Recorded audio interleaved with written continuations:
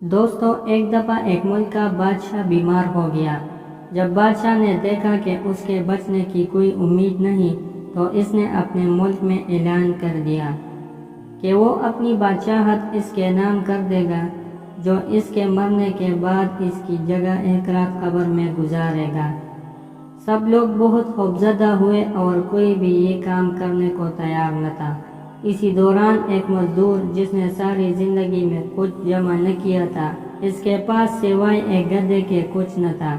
इसने सोचा कि अगर वो ऐसा कर ले तो वो बादशाह बन सकता है, और हिसाब किताब में क्या जवाब देना पड़ेगा, इसके पास था ही क्या, एक गधा और बस। तो इसने ऐलान कर दिया कि वो एक रात बादशाह की कब्र में गुजारेगा। बादशाह के मरने के बाद लोगों ने बादशाह की कब्र तैयार की और वादे के मुताबिक मजदूर खुशी खुशी इसमें जाकर लेट गया और लोगों ने कब्र को बंद कर दिया। कुछ वक्त गुजरने के बाद फरिश्ते आए और इसको कहा कि उठो और अपना हिसाब दो। इसने कहा, भाई, हिसाब किस चीज़ का? मेरे पास तो सारी ज़िंदगी था ही कुछ नहीं सिवाय एक गधे का। फरिश्ते इसका जवाब सुनकर जाने लगे, लेकिन फिर एकदम रुके और बोले, ज़रा इसका अमलनामा खोल कर देखें, इसमें क्या है? बस फिर क्या था? सबसे पहले उन्होंने पूछा कि हाँ भाई, पला पला दिन तुमने गधे को एक वक्त भूखा रखा।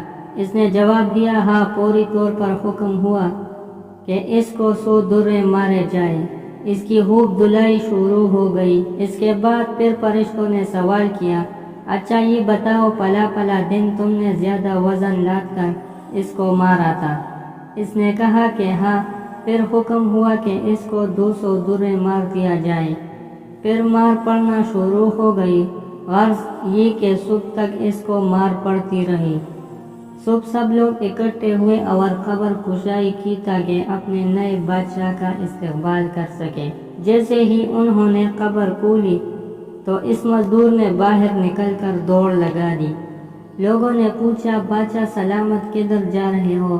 तो इसने जवाब दिया, ओ भाइयों, पूरी रात मैंने एक गधे का हिसाब नहीं दिया, तो पूरी रियाया और मुमलिकत का हिसाब कौन देगा? कहानी फर्जी है, लेकिन हमने कभी सोचा है कि हमने भी हिसाब देना है, और पता नहीं कि किस किस चीज़ का हिसाब देना पड़ेगा, जो शायद हमें याद भी नहीं।